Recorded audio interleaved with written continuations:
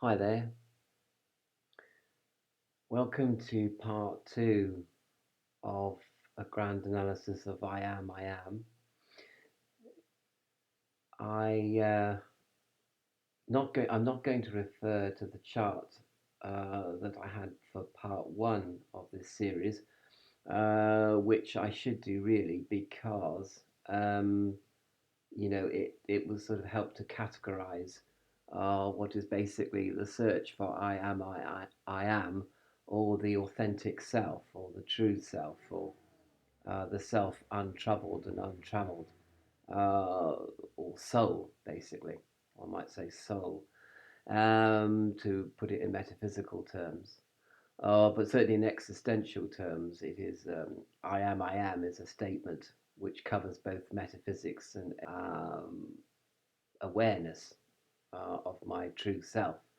And so this is for humanists, secularists, atheists, and theists, and metaphysicians alike, really.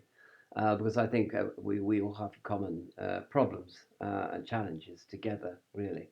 So we shouldn't hate on one another just because we don't believe in God or because we do believe in God.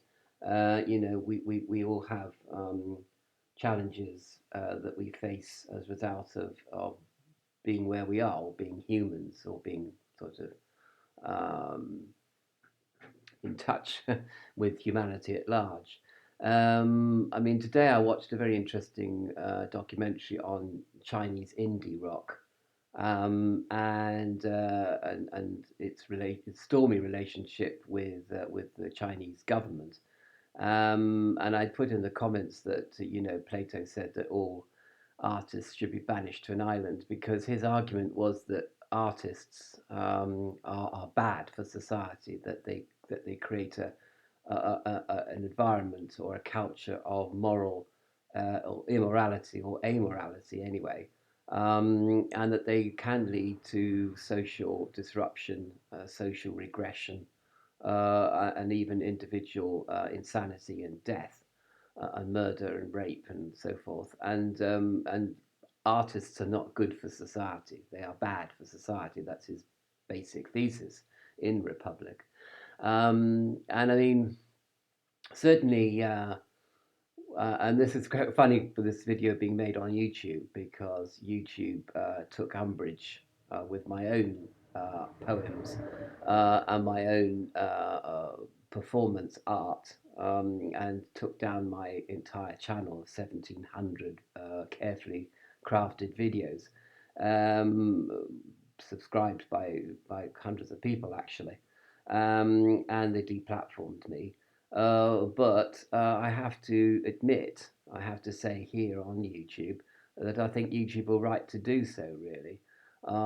Because when I think about my artistic, quotation marks, artistic output, or let us say creative output, my intention was malice. It was to destroy people. It was hopefully, well, there's two things about it. It was hopefully to influence people to go out and kill and rape and murder and torture animals and rape children and things like that, on one hand. And it did also show complete and utter megalomania and egomania to think that my artistic output could possibly have that effect. So basically, I think they took it down to protect me as much as they wanted to protect the viewing public of YouTube, which I think is quite fair enough of them to do, really. And it almost should be seen as a blessing in disguise, really.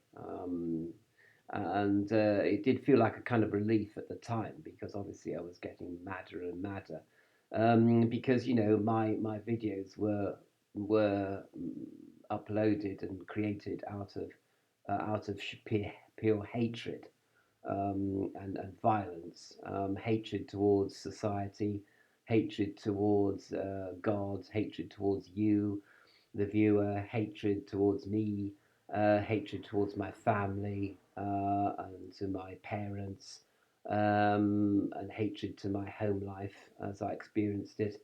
I mean, my perception was that even though materially speaking, my home life wanted for nothing. And I had black servants and a black nanny. It was like the sort of southern part of America. We had servants to do everything for us, and life could have been quite a peach, really. But there was no love in that house. There was dysfunctionality and abuse going on of me and my siblings. Emotional abuse, sexual abuse, and physical abuse, especially.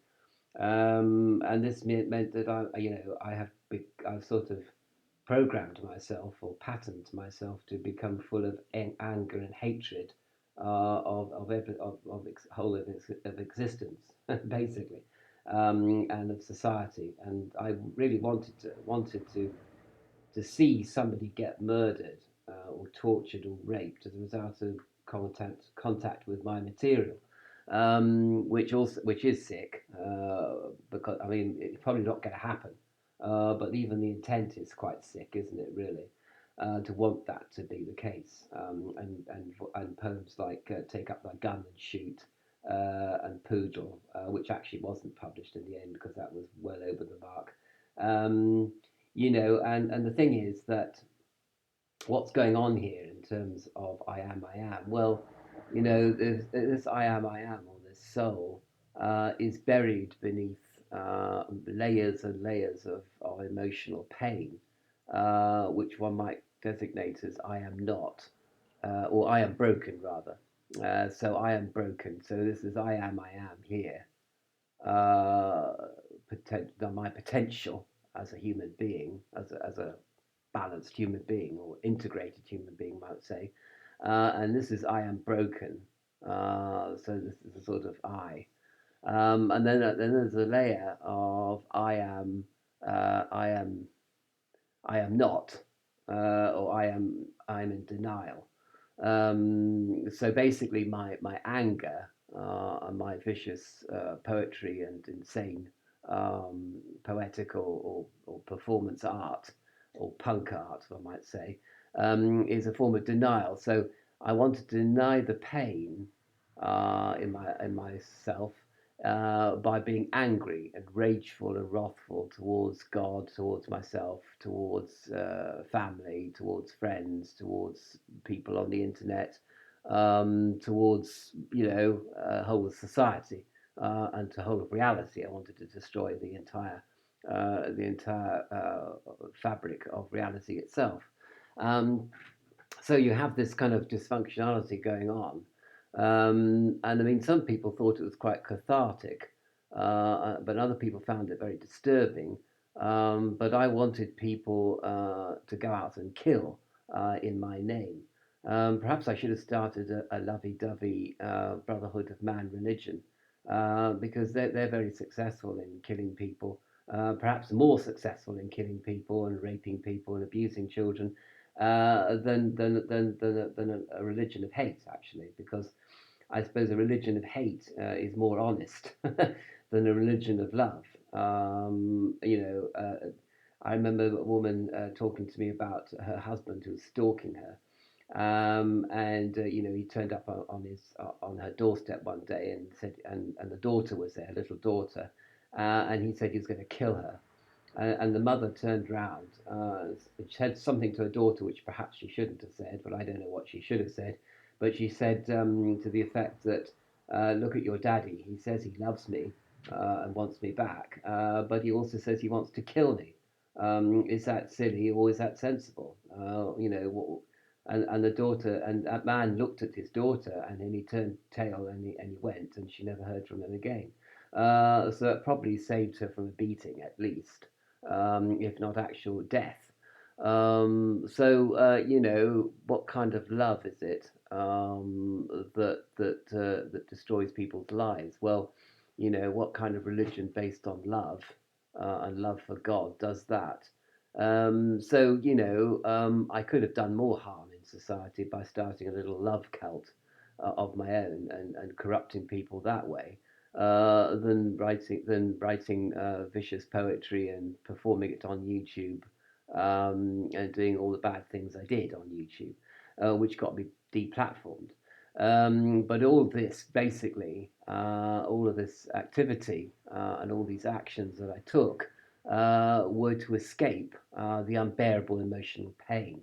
Um, uh, and sometimes, we go into denial. I am not. I am not this pain. Well, we'll come back to that in a minute. You deny the emotional pain by going into rage. But eventually you've got to choose to go into that pain, and that pain is pretty awful. I mean, it seems like it'll never end. It's like an ocean of pain, a volcano of pain, a hurricane, a tsunami of pain, a bushfire of pain. And you just burn in this hell of emotional pain. And you'll do anything, think anything, say anything to get out of it. And you don't care what you do, and you don't care, you could go and vandalize a bus stop. But I never did that. My hope was to encourage other people to go and vandalize bus stops and hit people and go mad and gun people down the street, rather than myself, because I was too much of a coward to go and punch a policeman's head open. But I wanted to encourage other people to do it, or even if one person did it, I would be very happy with that. Which, as you say, which I said before, is sick in itself. The intent is sick. Never mind, even if and it's probably very ineffective, because I probably think art actually doesn't have much effect, but I think it probably does sort of, I don't know, create a culture of moral recklessness and moral nihilism, which can lead some people to go out and do bad things that they wouldn't otherwise have done, as a result of being exposed to art. So it's catharsis for many, disturbing for some, and maybe even socially changing in some cases. But it can also lead people that are mad become even madder than they were before. But then maybe they would have raped and murdered, in any case. It didn't take, you can't say that GTA 5 sort of whispered to someone in somebody's ear, go out and steal a car and kill somebody. But GTA 5 as a game could be sort of creating a kind of social environment where people feel disinhibited enough to steal a car and drive it down at 100 miles an hour and kill people on the sidewalk. Do you know what I mean? So I don't know. So this debate goes on and on and on about games and about art in general.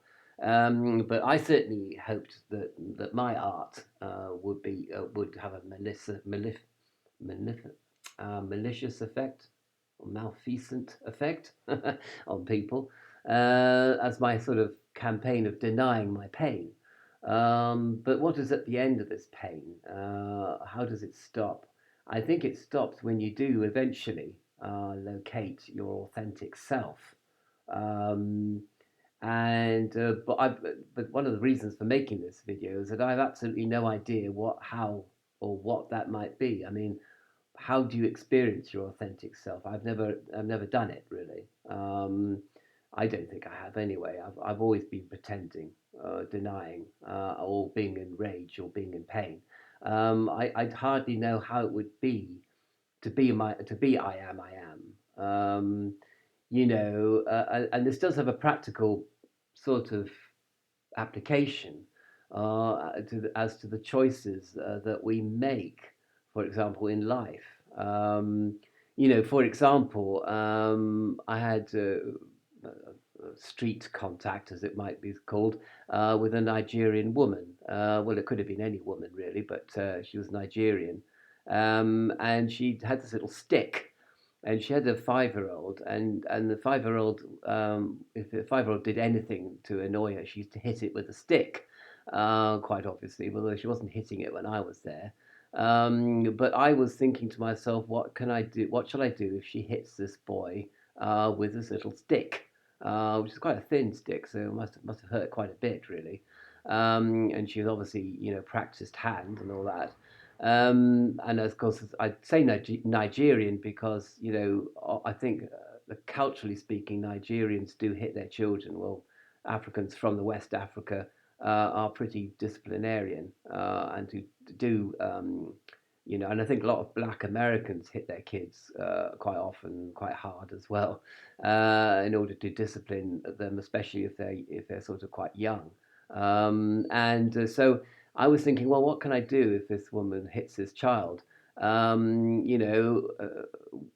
Various options, aren't there? Do I hit the woman, which of course is assault? Do I do I start screaming at her, calling her a black bitch? That's racism. That's unhelpful. Do I not say anything and go home and cut myself or smash everything up in the house and not tell anyone why I'm doing it? Do I threaten her with the police? Or do I actually call the guards, as they call them in Ireland, fetch a policeman and say, take that stick off that woman because I have reason to believe that she's going to hit the child with it. And the guard or the policeman is constitutionally empowered to take the weapon off because it is also an offensive weapon, as well, which is carrying in the street. So the policeman could have actually taken it off her and say that in this country, hitting children is actually a felony offence. It's actually an assault, and you can't do that. And I suppose having received a warning from the policeman, that would have given the woman cause for reflection on her disciplinary methods. And so, therefore, that would have been the most sensible option. And if you're thinking from I am, and you're confident within yourself and you're good within your own skin and you've taken the trouble to know the law or to be aware of what can and cannot be done in your society, then rather than taking the law into your own hands or becoming racist or sexist or offensive, you simply call the police and let them intervene, which they are legally entitled to do, which you are not. I mean, I know there's citizens arrest, but that's a bit of a grey area, really, isn't it? And so basically, there is something you can do from I am. But if I was in denial, I am not. I would have probably not said anything to her at all and gone back and cut myself or whatever. And if I was in pain or in denial, I would have got rageful and hit the woman in the face and thereby committed assault myself, you see, or screamed black bitch at her, and that's a hate crime in itself, isn't it? So so that wouldn't be acting from I am. That would be acting from either I am in pain, I am broken, which I sometimes do feel, or I am in denial of my pain, and I feel powerless to intervene with the child. I feel powerless. I feel unworthy. I feel dirty. I feel incapable of making a rational decision. I feel I can only hit someone with my fist rather than deal with the situation in a rational, legal way. And so you see, it is important. I think if we don't feel I am, then we start doing all sorts of crazy things out of pain or out of rage or out of denial of that pain. So I think that it's very, very important to find this authentic self and to act upon this authentic self in all situations. And I mean, another example, but basically, is about animal rights. Well, I mean, philosophically, I'm all in for animal rights. Animals do have rights. I don't think they have the same rights as human beings necessarily, but they do have rights. But when in the 1980s and 90s, I was well into animal rights and animal liberation fronts and militancy, although not too militant because I'm too much of a coward to be that militant. But certainly in support of the ALF and going burning laboratories down and what have you. and liberating mink from mink farms, which is a disgraceful and stupid and completely irresponsible thing to do, and always has been.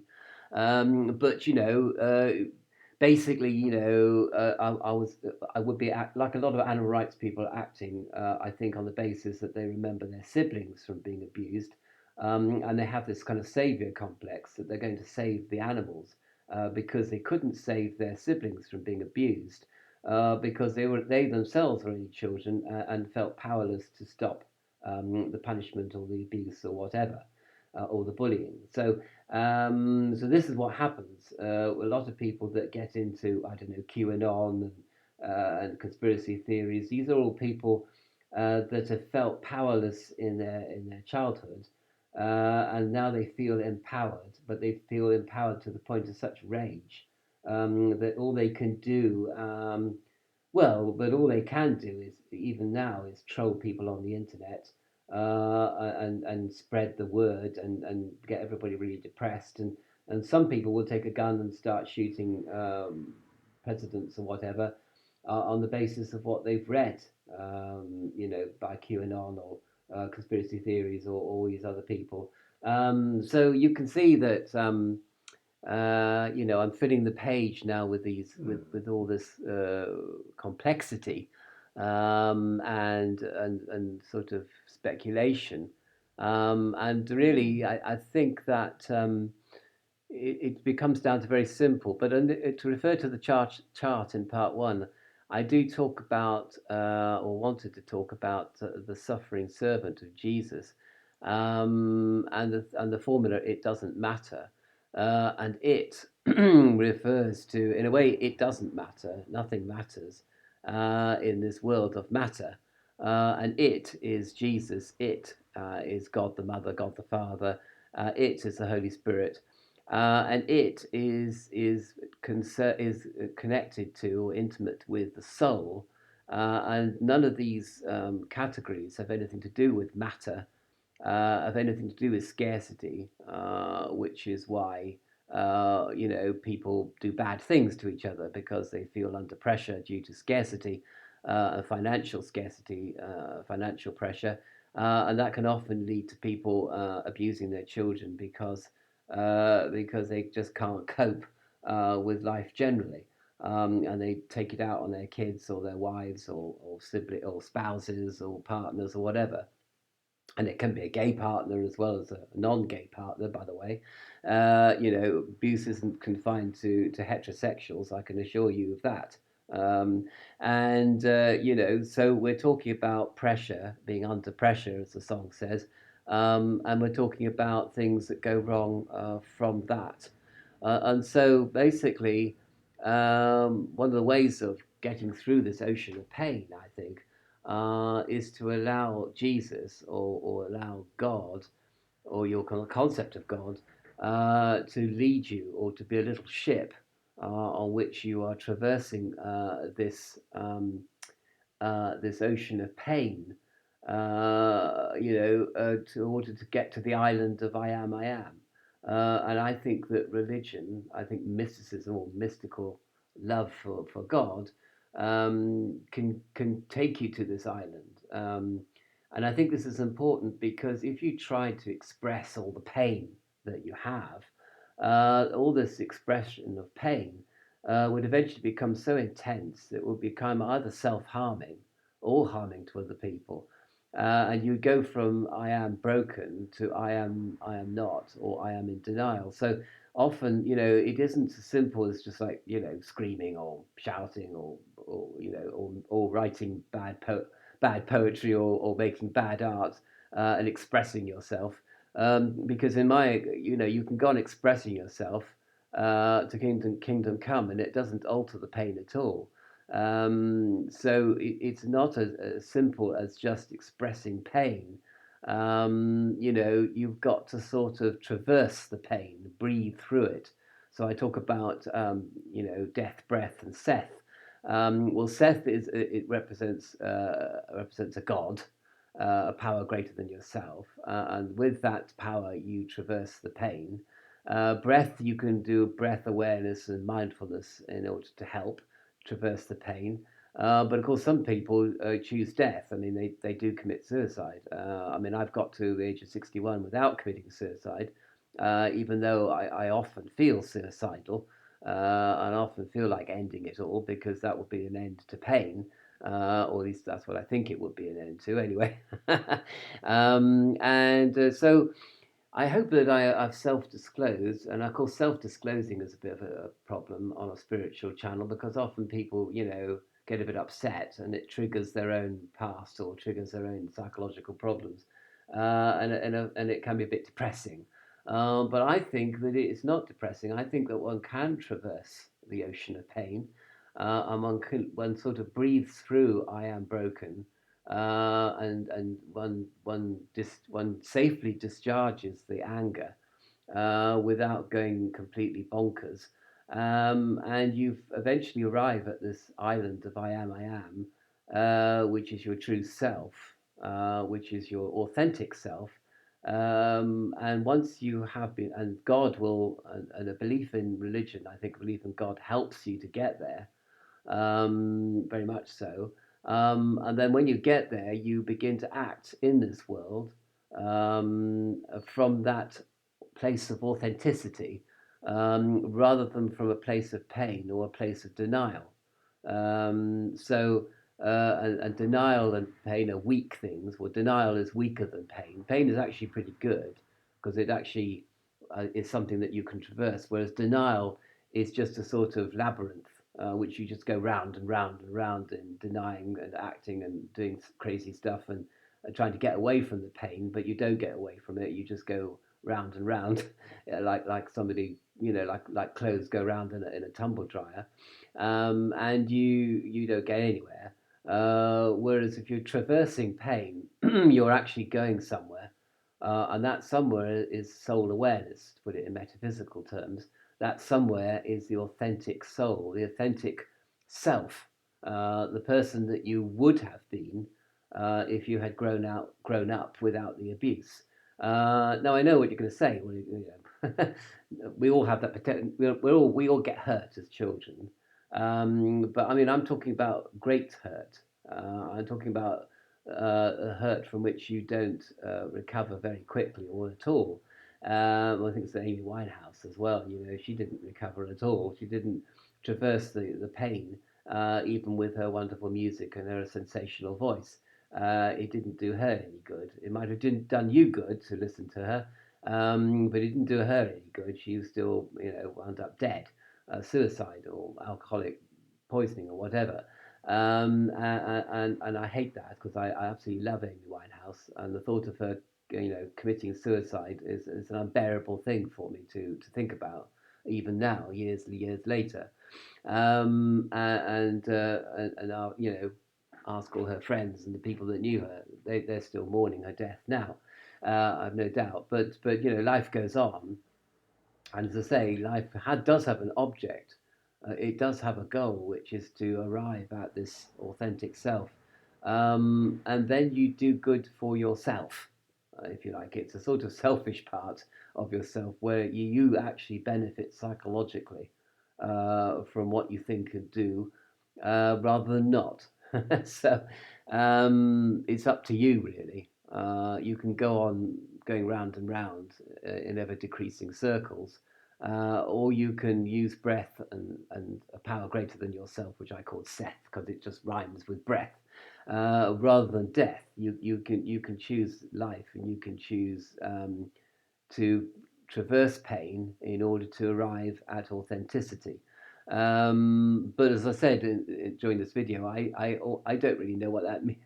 I don't know what that means because I've never experienced it really. I mean, you could say that I have experienced it now by making this video, which is a video that does more good, I think, than all my performance art videos ever did, which all got scrapped, by YouTube. I think, but this isn't going to last, because every day is different. Like every day is the first day of your problems. And every day you are given a choice. Do I go into denial? Do I go into dysfunctionality? or do I traverse the pain and go to my authentic self? You're given this choice every day. And again, alcoholics know what I'm talking about, because every day you can either take a drink, which will take you to denial land, or you can traverse the pain and arrive at God or soul or whatever you want to call it. And then you don't take a drink, and the drink is dysfunctional, and life without alcohol is functional for you every day. And that's what you have to, that's the choice you have, the crisis, if you like, which is Greek for choice. So we're all presented with a choice, and we can make that choice for ourselves. And I hope that this video has just sort of, you know, laid out the options for you. Uh, are you going to live from the authentic self, or are you going to continue to live from a place of denial, trying to escape the terrible pain that you feel? Or are you going to breathe into that pain and be reborn today, reborn into the Spirit and God today? And tomorrow you're going to be reborn into Spirit and God, or be rebaptized into Jesus tomorrow, because tomorrow is another day. Do you know what I mean? So I also introduced this kind of idea of baptism as well, a daily baptism, in I am, rather than anything else. So I hope I've laid the options out for you. I mean, I can't do it for you. Jesus probably can, or God, or the Holy Spirit, or Mother Mary. I can't do it for you, because I've got problems of my own, and I'm not a guru, or a spiritual leader, or a pope, or whatever, or a priest. I don't know. They know more than I do about these things. I just know what I know. You know what I mean? So I hope this sort of rambling kind of ramble has been of some use to you, and it's been worth your while listening to it, and trying to absorb the message of it. Thank you very much. That was kind of hard for me to make, actually, this video.